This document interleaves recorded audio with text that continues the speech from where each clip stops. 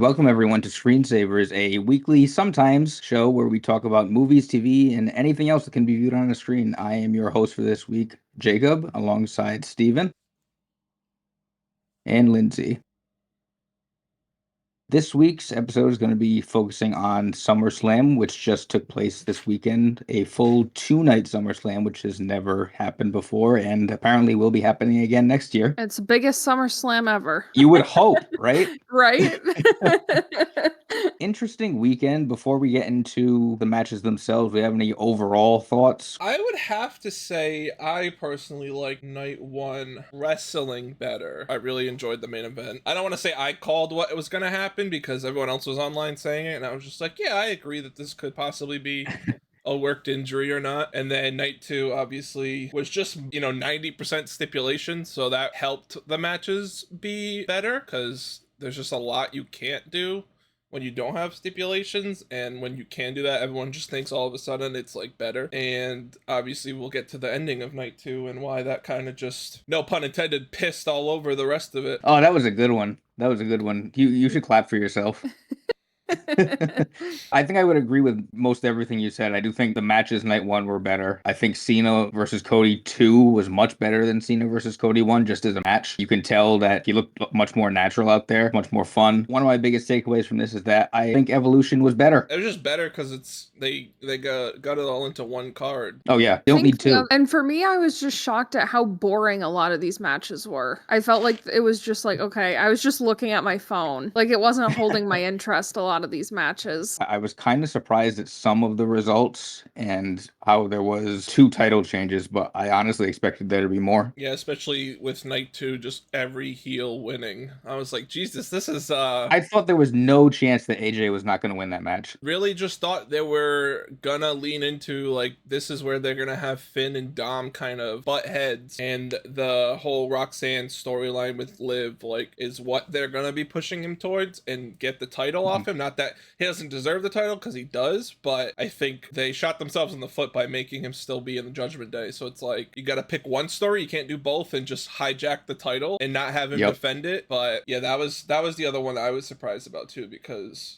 I also thought once Raquel and Roxanne lost the titles, I was like, oh yeah, just take all the gold away from the Judgment Day in like 2 weeks and then just have this vacuum form and they just all start fighting with each other. Yep. All right. So first up was the tag match between Roman and Jay versus Braun Breaker and Bronson Reed, right? Yes. And for this fashion corner, do do do do do do.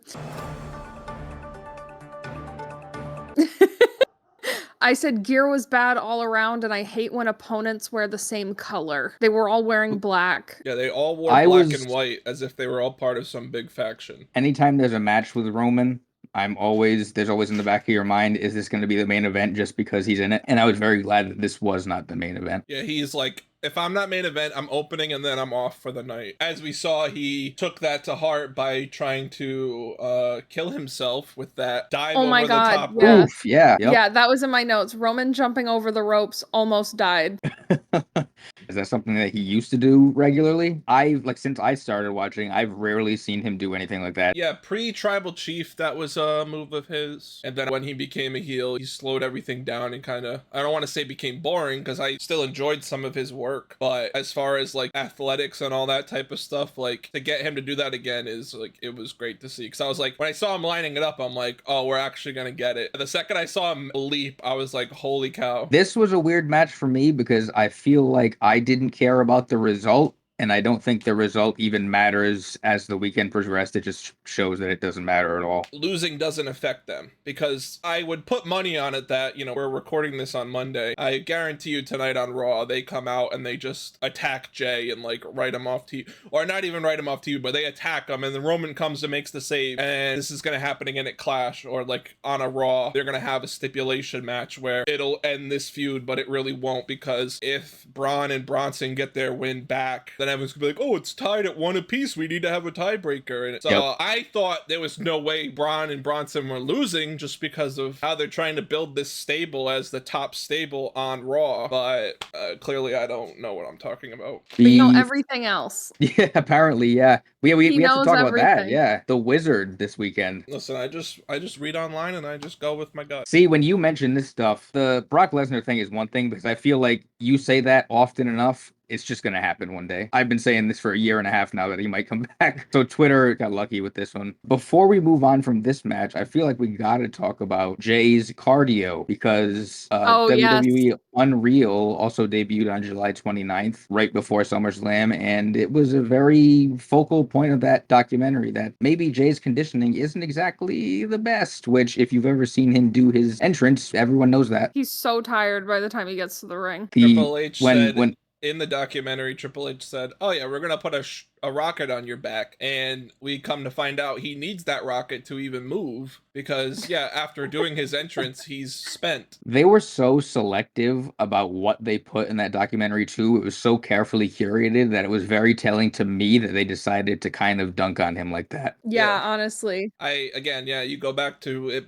at Mania, him winning and the fashion of him winning. Like, you give Jey Uso a submission victory over Gunther, and getting to the main event of this night one, Punk had to do so much more to barely eke out a win by pinfall. And I'm just like, it's not consistent, but they never really have been, so... All right, what did we have next? Alexa and Charlotte versus Roxanne and Raquel. I think the result for this we kind of all expected, right? I feel like they were pushing them hard, and it was just kind of the obvious thing. I've sort of been disconnected from the online discussion about it, but it feels like just from in the arena that people like them. And I'm assuming, Steve, you probably know better than I do that people come around to the to Alexa and Charlotte. Yeah, I mean, I think the whole story to begin with was kind of just like, okay, well, if they make it work, then yeah, like they need to give it the right amount of time and an actual story that tells something for it to work. You can't just slap two people together that have a history by just default of like coming up at the same time. And this whole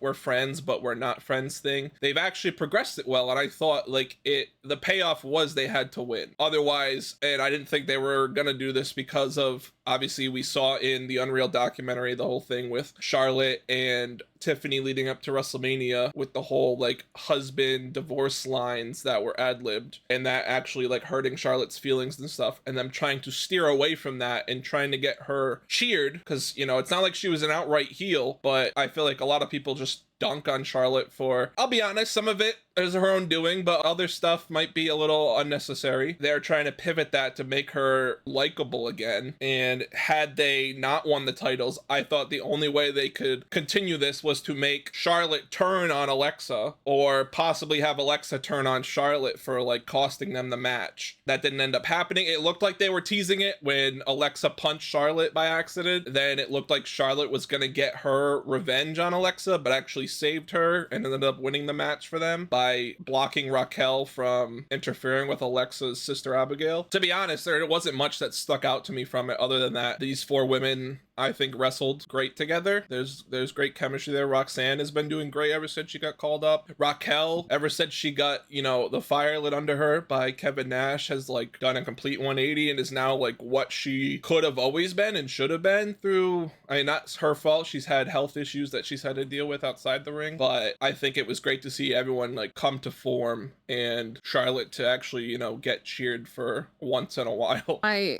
fashion review for this was that I liked Charlotte's entrance outfit with the big cape thing, and it was just very sparkly. I liked that. Not so much of a fan of once she took all that off. It was just kind of like, eh. But I liked Roxanne and Raquel's gear because I love leopard print. So anything with leopard print, I'm like all about. I like that they incorporated that. So I texted you guys like I thought that was Raquel's worst. Yeah. It just didn't. See, I'm the opposite. The leopard print I feel just doesn't work for me. To me, it's almost like Ed Hardy for women. Like you really have to go out of your way to make an Ed Hardy shirt work on a guy, and then I feel like leopard print for the, I mean, it didn't distract me, so it wasn't that bad, but at least they matched, unlike Alexa and Charlotte. Yeah, that's Yeah. the other. Like, I don't like when tag teams don't match. I And bet you they will start matching now because they're, yeah, friends now. that's what I'm hoping, is if something does come of this and they actually make it work, is that they do progress in that line of, okay, now we're actually a tag team. Let's present ourselves in all facets as tag team versus this whole we're not friends type stuff. All right. I believe next was Sammy and Karrion Kross. Yep. Yes, If this was that was next. What? if this was in the Tokyo Dome, 7 stars. It was a tragedy of the highest order. The only possible explanation for the outcome of Sammy winning is that they're not re-signing Karrion Kross. Yeah, It's the only way I can justify it. I don't think they are. And if they're working us, I honestly don't even care about the work. I don't even want to sit here and say, like, I hate Karrion or I love him. Or, like, I think when he's given stuff, he does as much as he can with it. And some people just have a ceiling. And I don't think he's necessarily hit his ceiling, but he has in this company because they're not using him the way the fans want him to be used. And as much as people are like, the whole we want Cross chants and all that, realistically, if they put a fucking belt on him, no one's going to be happy about that for longer than one Raw after the PLE or something. It would take a long-term investment for me to feel like that's justified, and I just don't think there's room it's not in the cards. There's no room for him there. Yeah, and like his whole in-ring presentation is very just like, all right, so you do all these attacks outside the ring and you've honed in on Sammy being your target for so long. Because we're approaching Rhea Liv levels of just like, oh, you guys are still involved with each other. Yep. And Sammy just constantly fucking wins. And I'm like, okay, so either Cross sucks or he's playing the long game of somehow coming across as weak to like trick Sammy. Like, I don't even know what they're trying to do. They're making me read into stuff that's not there. And that's not what I'm asking for when it comes to wrestling storylines. Every once in a while, if you want me as the viewer to speculate on my own, that's fine. But when you make that the whole storyline, I'm not interested, especially when it's someone who I don't even care about that much in the ring. Mm-hmm. Like both of them, to be honest. Yeah, honestly, I've never met a big Sammy. I mean, he's happens to me in one of my favorite matches ever in WWE, but that's only because, Shinsuke was also in that match and they complimented each other well and all that stuff. But I'm like, yeah, Sammy, Sammy's in that list for me as far as wrestlers that most people love, but I'm kind of just like, you got him, you got Seth, honestly, has always been like that for me. Like, I'll give him his credit. I'll give Sammy his credit. He is a great worker. He's a great babyface. Like, the stuff he's been through has been really good work. But I don't, he's got a great theme. That's, if I'm trying to think of positives here, I love his song, but... When he's involved in a great story, I'm interested because I feel like he does bring something to existing storylines. But when it's just him doing this, I'm not all that interested, unfortunately. Yeah, because nothing changed with this entire storyline. Not at all. Ever since they've involved, it's been the same result. It seemed like the whole point of this was that they were going to try to tempt Sammy into being either a heel or at least start spreading those seeds with him being maybe, stooping to, across his level to win matches. None of that happened. He just kept his current persona, didn't deviate from that. And then when you have him win in those matches, it just sort of reaffirms what he is and it doesn't change him at all. So I feel like we're in this version of Sami Zayn for the long haul. The whole stipulation around this match was like, oh, if Karrion wins, Sammy has to say he was right. And if Sammy wins, Karrion has to admit Sammy was right or that he was wrong about Sammy. So if we don't get that tonight on Raw, this was a waste of all of our time, let alone it's still feeling like a waste because if they're not re-signing Cross, what did this go to? It would have actually, like, I don't care where they went with it. I was honestly gonna be fine with them changing something and him taking the pipe that Scarlett gave to him and hitting Cross with it. Whether that led to a DQ and Cross won by disqualification, or if he did it behind the rest back and Sammy won with an underhanded tactic and they played that story down the line. Yes, that's something different. But this has been the finish between them. I think this is almost like I think the third or fourth time that they've had the same exact storyline told. And why is this happening? happening over 2 PLEs in the last month. At this point, like the way that ended yesterday, I wouldn't be surprised if that was Cross's last match. Yeah, I was seeing online some people saying about the whole like stipulation of him telling Sammy he was wrong. They might not even do that because he's done now. Why even bother putting him on TV if they're not going to re-sign him? We have gear thoughts, Lindsay. Yeah, bad gear all around, but I liked what Scarlett was wearing. Yeah, she had the spiky She had like boobs. the spiky Yep. bra thing. I liked that. That was fun. My hand But would yeah, look like Swiss cheese.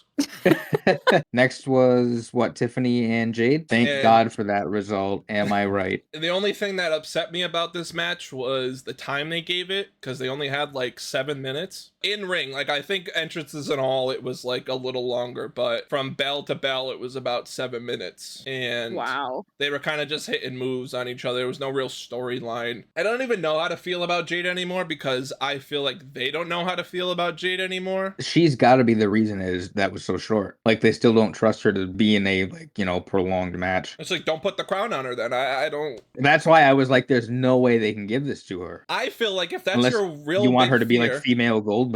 yeah, if that's their big fear, why didn't Asuka win? And why didn't Asuka give Tiffany like a good 20 minutes at their second biggest show of the year? And Jade can still be chugging along and have Jade fight Tiffany at Clash. Put them in a triple threat or something like that. Or Could have just done that and honestly just said to Sammy and Cross, sorry guys, you've been cut. I don't think it should have ever made the card, but here we are. Yeah. But with the match, I thought it was serviceable. Everyone hit their moves fine. I thought they complemented each other well as they could. The one thing I have about this match that was kind of just like was the whole Jade's finishing move is great. You know, it's a great move. But when she does her stupid pin, 9 times out of 10, she does it wrong or does it sloppy to the point where, like, this one, the whole story was that, like, she pulled Tiffany's leg onto the rope and that, broke the count. Yep. Yeah, I saw that too. It was very obvious. And I'm like, if that's being done on purpose, that just makes Jade look like an idiot. She's been in this game for years now, and you still don't understand that you're not supposed to be near the ropes when you pin your... I don't know. It's just because she wants to do that pose too. Yeah, she could do the... Yeah. And I'm like, it doesn't work when your head is in between the ropes because you rolled yourself so far over. So I'm like, yeah, it saves her finisher from being kicked out of. Gear for this match, I liked Jade's gear. I did not like Tiffany's gear. He was in the blue, right? Yeah, I didn't love that. I usually don't really like what Tiffany wears anyway. Wear something practical. I was calling this the wardrobe malfunction match. We didn't have any, shockingly, but this would have been the match that we would have had some happening. Next was the tag match of the century, I believe. Yeah, we had Logan Paul and Drew. They beat Randy Orton and Jelly Roll. Props to Jelly Roll for making me believe that he might have broken some ribs. Thought it was entirely possible. If you look back, it was very safe landing, but in the moment, it did not look good, which credit to them. Yeah, and those tables are fucking stiff. Yeah, I was saying that when we were watching it. I was like, those tables do not look like they're gonna... They don't break like the other ones did where they would, levelly break. Collapse in on themselves. Yeah. Like it broke like this, so his entire upper back just ate that. Yeah. And then I was honestly a little surprised with the decision. I'm not upset by it because I do think Drew needs some wins in his column for the way his arc has been going. And then obviously it's not going to affect Jelly Roll's standing because he probably won't wrestle again if if for a while. Maybe they'll have him on the Mania card in like a celebrity fun match, like that's fine. But the spot was, when Logan's frog splashed him on the announce table was great. And then I thought Jelly's work in ring was serviceable. I thought he did a really good job. I still thought he moved a little too slow, but what are you gonna do in so short of a time as far as like training? It definitely didn't look like he was phoning anything in, like he was really trying. I mean, he was drenched in sweat, so I'm like, yeah, he's actually trying to work as much as his body can let and his talent of doing it can. Like you look at Logan, like he's a very athletic person, but some of his wrestling stuff doesn't come across well, and that's him being super athletic. So it's like, I'm not going to expect Jelly Roll to pull out a fucking shooting star press or something like that. Listen, he didn't look any worse than 2025 Braun Strowman, so that's all I'm saying. Yeah. But yeah, I'm also a little surprised that the decision. I'm fine the way that happened. I honestly kind of just expect now that when you have like these celebrity guests, that they're just gonna win. Yeah, I really respected Jelly Roll for taking the pin. I just Who wanted to know doesn't? what he was wearing. It Yeah, was it so was very bad. it was very odd for him to wear that in the ring. It was bad. Like the all black shoes, white socks. That is a fashion faux pas, okay? That is not supposed to happen. You know, I do Um, that a lot. yeah, Jacob, rules of fashion say no. Eh, I'm literally wearing that right now. You guys are committing fashion crimes, okay? lock me up. Yeah, tell the fashion police to come get me. Ew, ew, ew. We move on to the main event. You All want to know what right. my note was for this? I Yeah. wonder if you can see it. Boring. Is it focusing? Boring. You thought it was boring? Boring so much that I did like 6 of every letter in the word Is that just boring. because you don't like Seth? I wrote that down before Seth even came out. I thought Oh, the okay. match itself was very boring. Technical I wrestling don't is know. not her forte. Let's just say that. I see. What is that supposed to mean? This was the equivalent of like if we went to a play that you really liked and I just like don't care about plays. Honestly, you could even say a musical that like tells a story. Yeah. And there's no like real song from like I would honestly akin this to like parts of like Sweeney Todd, or even for you like anything by Jason Robert Brown. You're like, oh, the songs are so great, and I listen to it and I'm just like, it's noise, you know. It's do I care? Steven's not bumping parade. No. My comparison for this along that route is if you watched a full baseball game and the score was 1-0. Yeah. I could find a lot to enjoy about that, but Yeah. most people probably couldn't. Oh, dude, the guy had 18 strikeouts. Yeah, it was fucking boring. I want home runs. I want weapons. I want blood. I mean, we got blood at the end, which was fun. Yeah, we A did. lot of it too. A lot. It was like pouring out of his head. I knew the second he went under the table when they cut away, I'm like, he's bleeding. Yeah, I was about to say he did it under the table. Yeah, he's bleeding. Let's go. They should have I shown don't- that on Unreal, that kind of thing. I want to hear about the blading, but they wouldn't admit to that, I bet. No, they Have you seen too many Have you kids. seen the video of CM Punk's last match in AEW where a fan was able to videotape like an angle of it where he was doing it underneath a Yes. desk? Yeah. Yeah. Yeah. It was not what I expected either. I Yeah. expected like precise, like no, he was just like jabbing at himself. No. Yeah. But that was the cool thing about it was Gunther's reaction and everything to it made me seem like, holy shit, he bladed too hard and he's actually like worried that he like hit a fucking vein or something like that. Head injuries just bleed like that. Like there's so many Mhm. like vessels or whatever in your head that like Yeah, even but a you- tiny cut just Yeah, because you either have what he did or you go all the way to like the time Eddie Guerrero bladed and his freaking it was just pouring, or even John Cena's bladed before where he was legitimately covered in blood. Like the thing that stood out to me in this match was how Gunther took the first GTS and just did that lean and just sort of stood there, and then he had to get him up for a second one. What you dubbed as the Fent lean. The Fent lean, yeah.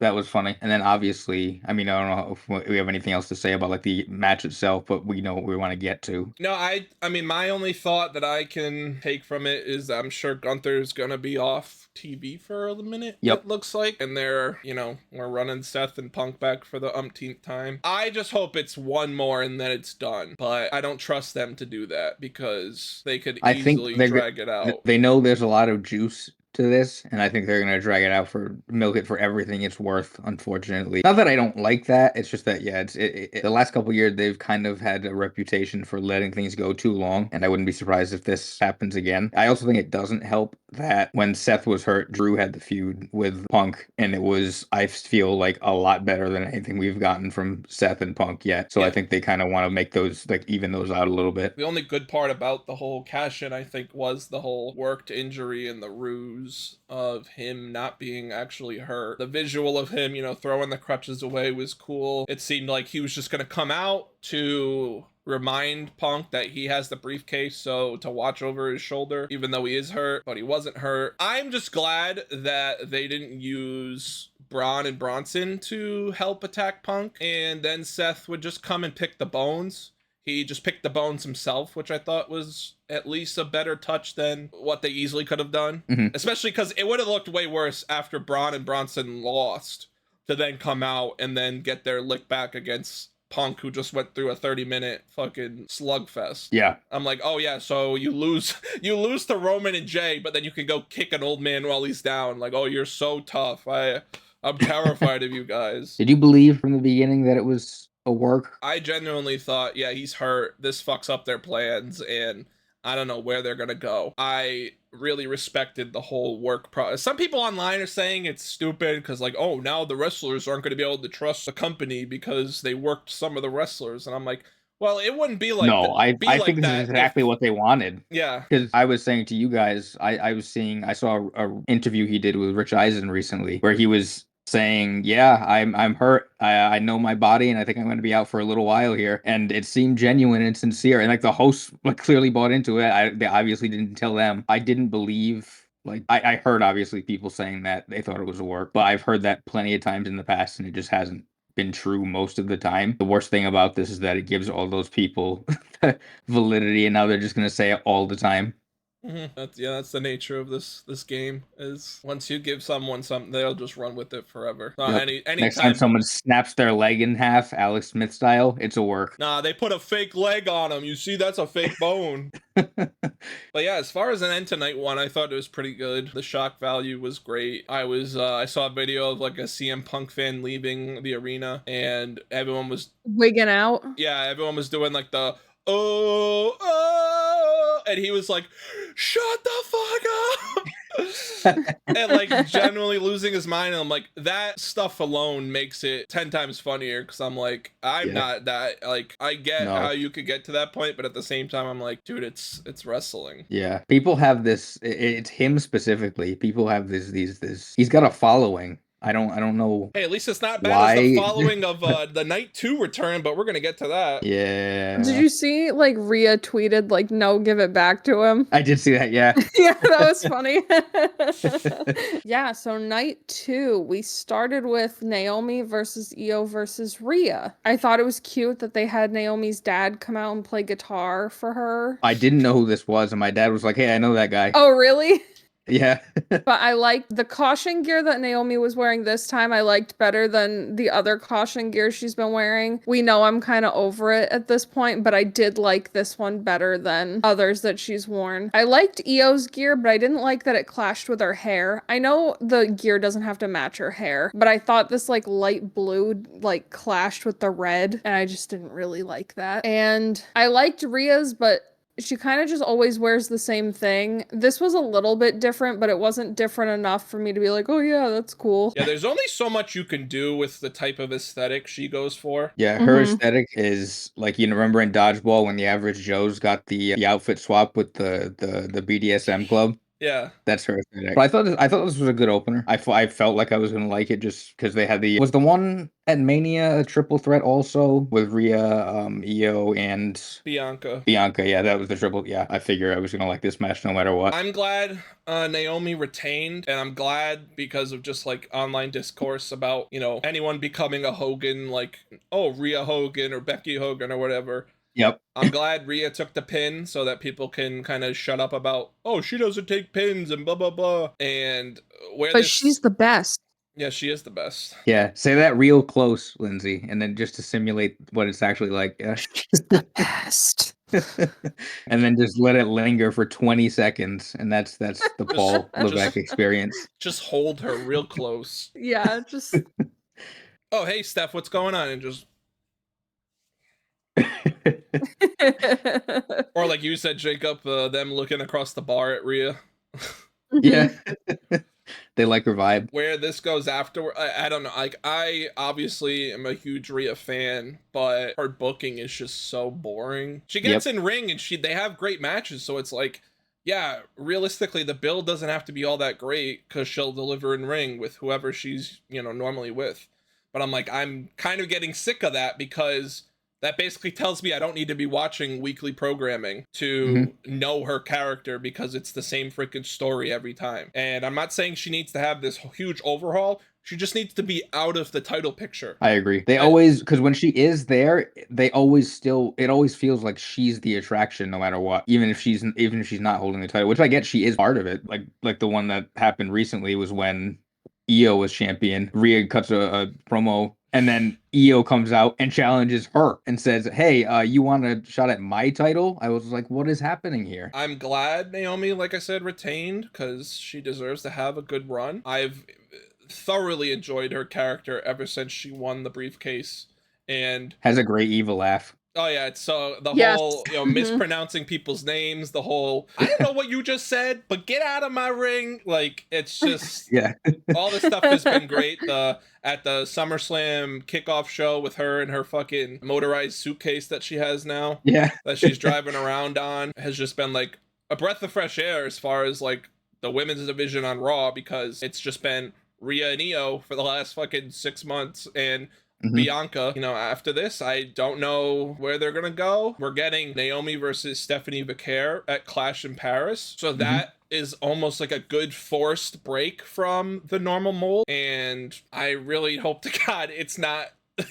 Naomi and Stephanie build up their match. Naomi retains at Clash, and then the following Monday on Raw, Rhea comes out and she's like, I need my rematch because I had the tights held, or something stupid like that. Like, that's just gonna turn me off. And I'm like, there's nothing I love better than this company for them to take my favorite wrestlers and make me hate them through no fault of their own. Because if she's given the storyline, if someone's given a storyline, they can only do so much with it. Yeah. Like, you could put anyone in the line that she gets put in half the time, and I would just be like, I'd roll my eyes no matter who it is. Yeah, my last thought, like on that note, before we move on, is that in my time watching wrestling, I've learned that you can make me like someone who I previously very much disliked, and you can also do the exact inverse, and it can happen very quickly either time. For me, for a long time, it was Bronson Reed. I did not like him, and now I feel like I do like him. Next was the TLC match, right?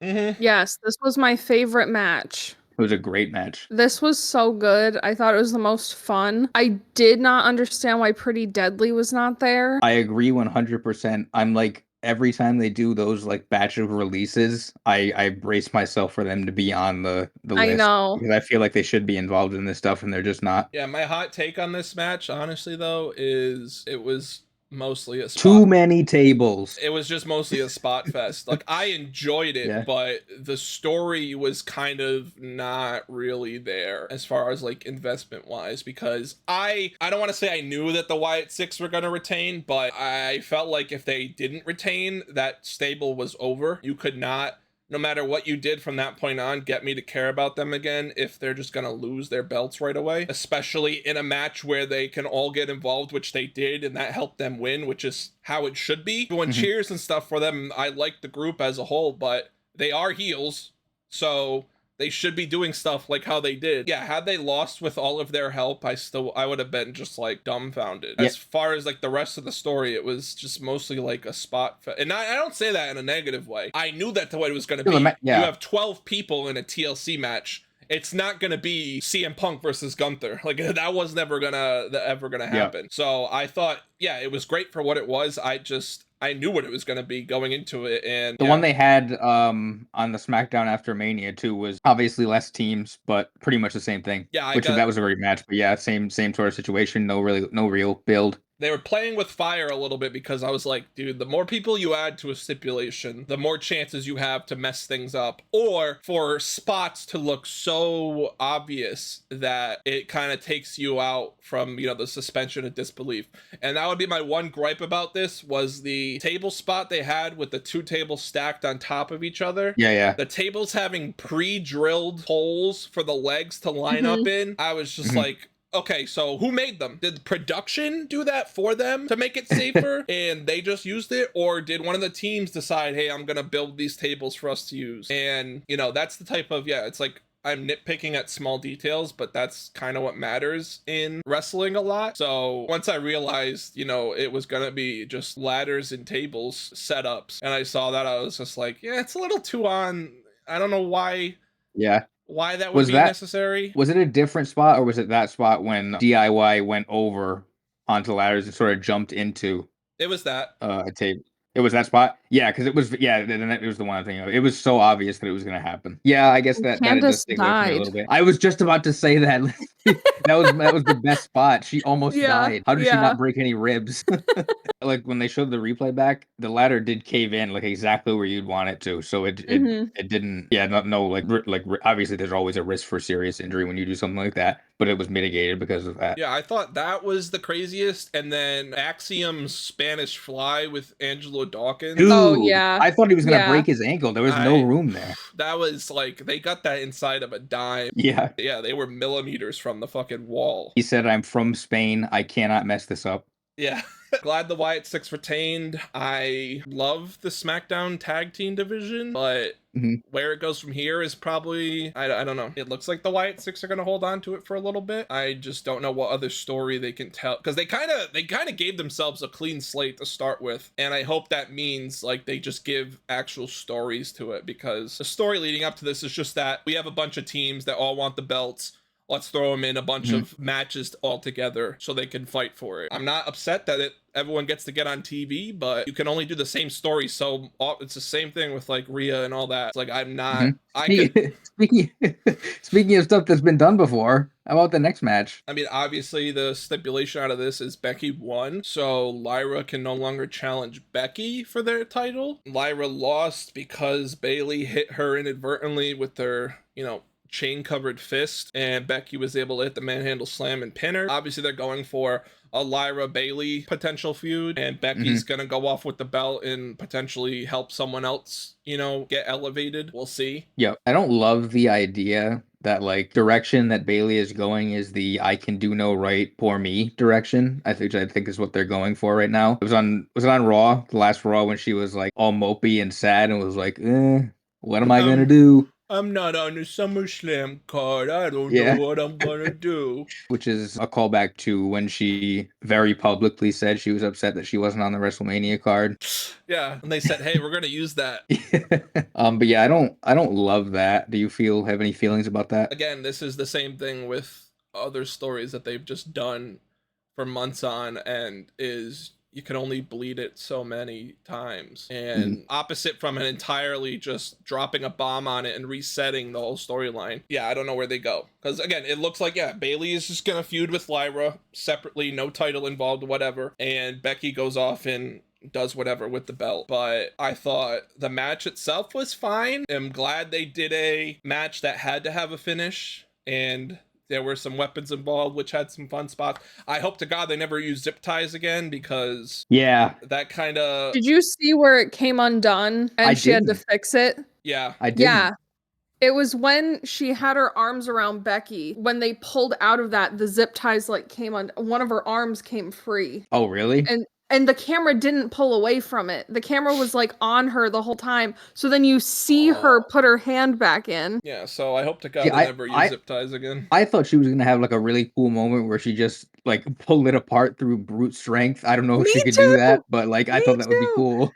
Yeah, I totally thought she was just gonna go, oh, and just, I liked Lyra's gear, but I said, why is Becky always wearing the worst stuff? I hate everything she wears. Really? It's always so boring and like unflattering too. Just not very good. And I said, Becky's new theme is just as bad as the old one. I did not like this one. Yeah, I didn't like it at all. We'll see in time how I feel about it. Yeah, not everybody can have EO's theme, as we know, the best. No. Yeah. No way. We want to move on to the disappointment of the night. Yeah, this match kind of sucked. Yeah, I just have in my notes, what? I was shocked that this was so bad. Like, it just felt really awkward.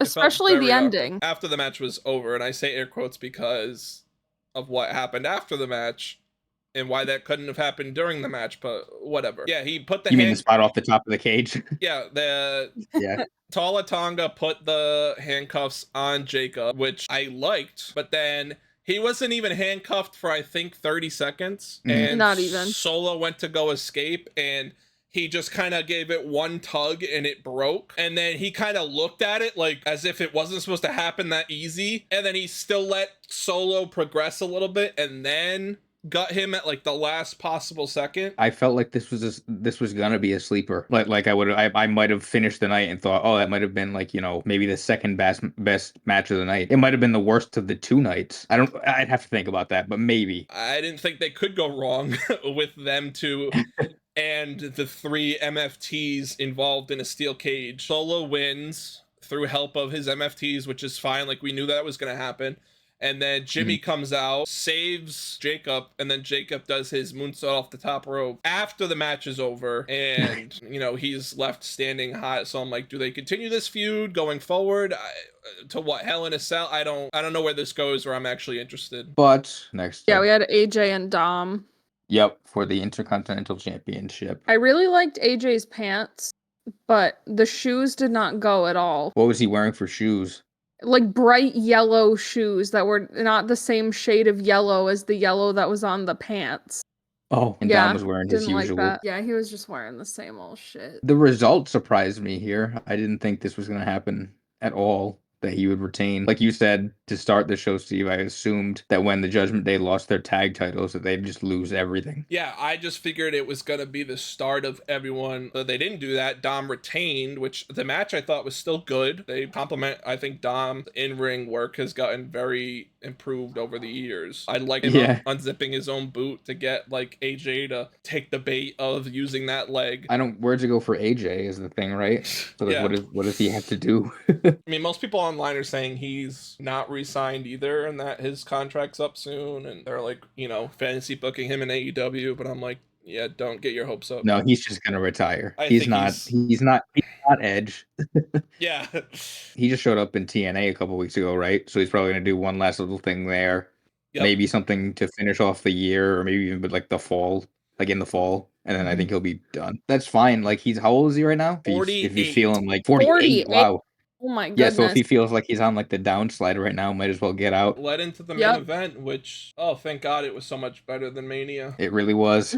No Travis Scott. No Travis Scott, no Rock. Did feel like it wasn't going to end though. You went on for a long time. There were how many? They both hit their finishers like 18 times. Yeah.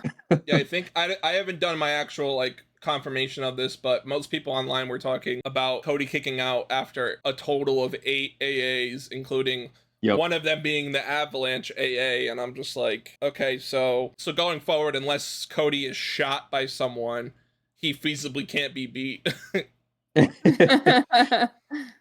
Super Cena versus Super Cody. Yeah, I thought John really shot people up as far as like he can't wrestle anymore. I think part of that only started because of the whole character they were giving him about him ruining wrestling, and he was gonna not put in the work and just do what he had to do to keep the belt and leave as champion like he said he was gonna do. So that type of storyline kind of pigeonholed him to be like that in the first place.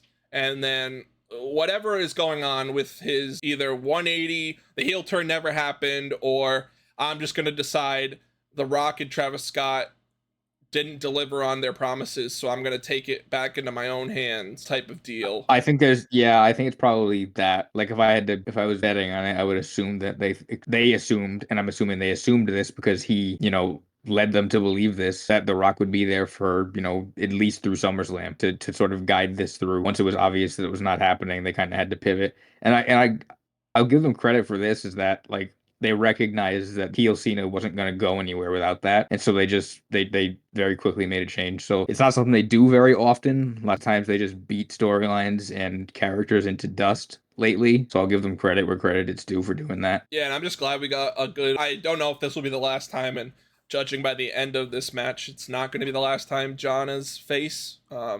He might end his run like that. So we got a good last big PLE of him running in with his original Jumbotron and all that baby face energy, which is always fun to see. Yeah, it was one of those things where it was like, when the turn happened, I was glad, because I had never seen it ever. And like, people hadn't seen it with this character of his ever. But now that it's back, I'm like, yeah, you should probably just keep it like this until the end.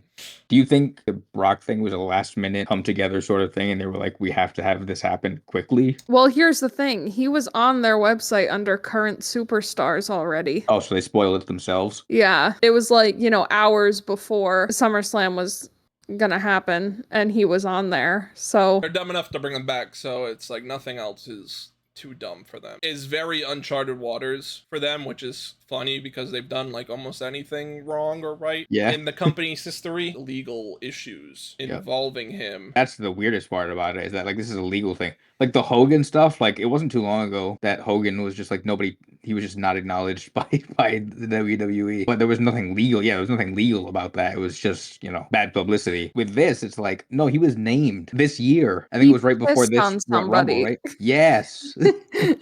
Yes, he was named by the defendant this Janelle year. Grant, So right? Janelle, I'm not gonna say I didn't expect this eventually, because I thought it would happen eventually, but I thought it would be a long time, like not this year. They'd wait, and then maybe next Rumble be like, okay, people have kind of forgotten about this, and then they'll bring him back. But no, they did it this year. People are saying if he's out there, that means the lawyers like signed off on it. So is there something that happened behind scenes that we don't actually know about yet? And he like is legally cleared? Like I don't know what's happening because there's not details out yet, and if they ever do come out, it's not going to be for some time, I bet. I can imagine that the lawyers for Janelle Grant are right now saying like, we got to speed this up, make something happen right now, so that we have to like bring him into the spotlight even more. If that happened, I don't even know what they'd do. The only thing with it is like the online discourse is very separate. I'm assuming it's very mixed. It's it's mostly everyone is like, fuck WWE, I'm done. Like this was the last straw. Yeah, a lot of people are saying that. But you got a pop, so I don't know where you go with this, because as much as the internet wrestling community, how as much pull as they have, I feel like most people, including the board of TKO and all that, see him come out to a pop like that, see his t-shirts already selling, see him moving tickets for possibly stuff that was not selling out as much as they wanted it to. I don't know where it goes. I don't even want to talk about like, oh, I'm excited to see Brock and Cena, because I'm not. I don't. It feels weird, right? It feels so like I can't even, otherwise people are going to label me as, oh, I support Brock Lesnar and stuff. It's like, no, I don't. And I actually don't want him here. And then his music hit and I was like, they're not actually fucking doing it. This can't be real. But sure enough. And people were already upset this week because of what Triple H said about Trump and being at that thing about schools getting that fitness test again. And it was just like, yeah, people were already pissed off. So I think this just added to it. Yeah, unfortunately, I think they're in a spot right now where they just don't really care. When you heard the music, you probably went like, oh, like you definitely got a reaction from me. Yeah. Like just because I hadn't heard it in a long time. Yeah, and like if I stop watching, it's not going to do anything. Yeah, you could be like, oh, it's your own personal morals or whatever you want to call it. But I also want to support the other wrestlers involved in this. Yeah, I feel you have to, I'm not going to buy his merch. I'm not going to buy tickets to events just because he's there. And it's like, okay, I'm not trying to be like whole like art and artist type thing, because his art has run its course for me anyway. There's multiple people on that roster that could be his position, and sure, maybe they're not the name of him, but doesn't bring that type of eyes to the product. But as far as like the in-ring stuff, I'm not like, oh yes, we get Suplex City back, and John Cena at 48 is wrestling 46-year-old Brock Lesnar. Like, oh, I can't wait to see that. I am watching it for all the other people. So yeah, I would say if you're really that bothered by it, let them know about it. Just go back to your farm, Brock. Doesn't he live in the middle of nowhere? Yeah. You fucked up. You made your money. Just go. I don't bring his daughter in. Yeah, right. It's not her fault her dad pees on people. Yeah. So that was SummerSlam. I just thought it was funny how Cardi B was the host, but she came out once. One time, yep. One time, but they showed like 50 clips of that Drewski guy who I had never heard of, and it was like he was almost hosting it and not her. Just bring Bad Bunny back. All right, thank you everyone for watching our SummerSlam 2025 video. Also, thank you to anyone else who has watched our High School Musical video. It is our most watched video to date. Encourage you to watch all our other stuff, see what you're interested in. We cover a wide variety of topics, so I guarantee if we don't have anything you're interested in now, we will eventually. But that is it. If you want us to be a DCOM channel, we will be a DCOM channel. Please like, subscribe, do all that stuff. It very much helps. The more you like the video, the more our content will be recommended in your feed. And follow us on Instagram. It is, what's the handle again, Lindsay? It is at Screensavers8YT. There you go. Bye, everybody. Bye. Bye.